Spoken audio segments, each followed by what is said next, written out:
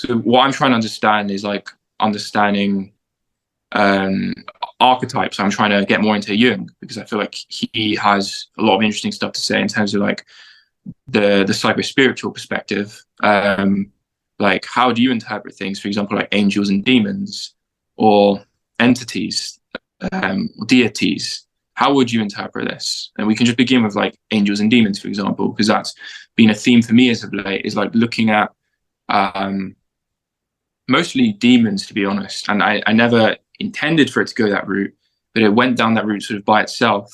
Hmm. In terms of material, I was being drawn towards, especially things like the Genesis story and like Lilith, and like looking at how demons really refer, at least from my personal perspective, how I'm understanding them, is all about the kind of the id and all the different kind of instinctual impulses and Hmm. taking them, see how they can be taken towards the worst possible kinds of outcomes, um, and how effectively how in society and day-to-day life we are constantly like transmuting those energies through fantasies, for example, through dreams, through fantasies. Hmm. um, and demons aren't necessarily how people interpret them. They're not like, at least in the way I'm experiencing that kind of content, it's not like some scary being that appears. It's more like understanding, for example, um, like things like greed or envy or sexuality, Hmm. lust, things like this. Um, Yeah. and so, how would you interpret things like demons and then things like angels? Because generally speaking, when people talk about angels, they mean these beings with wings and celestial beings. But Hmm. they read a bit more into it, like the biblical accurate angels. You keep finding like these themes of like fiery serpents, which then goes on to the next question. But I'll leave that for afterwards. But how what do you think in terms of like psycho-spiritual perspectives, and then things like angels and demons and deities? What's your reflections on that? What is psycho-spiritual? Just so I'm clear. What I mean, so in terms You of talking about like transpersonal psychology? Or are you talking what do you mean by the psycho-spiritual? nature of psyche, like the nature of the psyche, and looking at it in terms of like archetypes. So for example, like the deities as archetypes reflecting like different attributes, or angels and demons as well. All of that That's within what I mean. psycho-spirituality? I would say, in a sense of bridging the line between the mystical and the spiritual, and also understanding like the psyche, the human psyche, and the archetypal nature of the human psyche. That's what I mean. Well, the psyche is the psyche. Remember I said nothing is as it appears to be, right? Right. All I'm seeing is God. So anything that anyone brings up about the psyche, yeah, we're being specific and talking about the thing that's a part of the ego, right? But no ego Uh-huh. is necessarily well, remember what I said about nothing being real, but it's not what it actually means. So I have to be careful here when I say that the ego isn't real. Um, I'll just say that the ego is not what it appears to be. Right. So from that standpoint, it's not what it appears to be. So when we get to demons and angels and things of that sort, I don't believe in demons and angels. They're not real from my standpoint. They appear, Right. right? They appear. I've met them, right? But that's not what they are. They're as you know, they're aspects of the mind. The mind will do anything to stop you from trying to reach absolute realization, and it will tempt you. It will throw things at you, because that's the goal of the ego. The ego's supposed to do that. The ego doesn't want to die, because to have an experience, the ego has to die.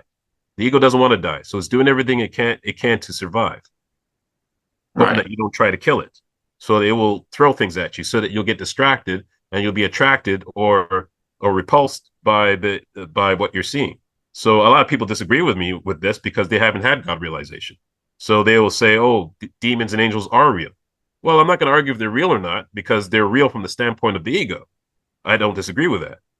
But from the ultimate Yeah. standpoint, they're just archetypes. They're just right. And the thing is too, if you took 10 people from 10 different cultures seeing the same thing, based on their belief system, they're going to see 10 different things. One Yeah. person is going to see a being with 1,000 legs and 1,000 arms and 1,000 heads, right? Because that's based on cultural belief.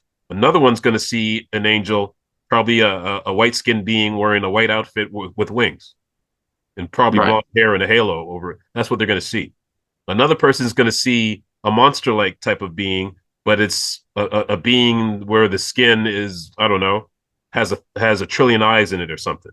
And the list goes on of all the different types of things they will see. They're all seeing the same thing, but because of their cultural influences, they're seeing the same thing in 10 different ways because it's 10 different interpretations of the But they same. all, for you, they all reflect like what is the fundamental meaning? Like they reflect the same archetype. They reflect Well, what do they actually? yeah, they probably reflect the same archetype, but Yeah. interpret it through my map of reality. Right. Right. But then that brings me. Nothing is as it appears to be. So if I see a demon, I don't interpret it as a demon. I interpret it as my ego or my mind creating images or whatever, and it's reflecting back to me because it may reflect something of my ego or something of my id. It may reflect that. So your job as an individual, as a seeker, if you're a seeker, is to stare at your demons until they turn divine. To keep staring at you. And what I mean by that, by staring at your demons until they turn divine, is whatever is happening, let it be okay. When you allow everything to happen and let it to be okay, the demon will disappear. It doesn't mean the thing that's in front of you is gone. That's not what I mean. I just mean the way how you interpret it disappears.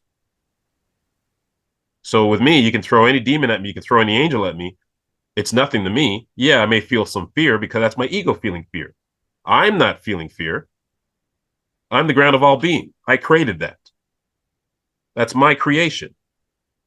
Mm-hmm. So I don't fear from that standpoint because there's nothing to fear. I'm the ground of all being. Morgan itself, who is facing it, may go through some fear, but Morgan knows that I'm just looking at a projection of my own id, my own inner being, as the ego, not as the ground of all being. So what I mean, though, I don't believe in demons. I don't believe in angels. I don't believe in entities. I don't believe in none of those things. I experienced them. I've done everything. I've visited them and done all kinds of stuff with them. But that's not how I'm seeing them when I'm in these spaces. And these spaces that I'm talking about has nothing to do with God realization. These are just peak experiences with astral traveling and all that type of stuff, which I've done years ago. I don't even dabble in that anymore. Right. What I meant was, for me personally, my direct experience, I'm not experiencing actually like seeing anything, only with my eye in the imagination.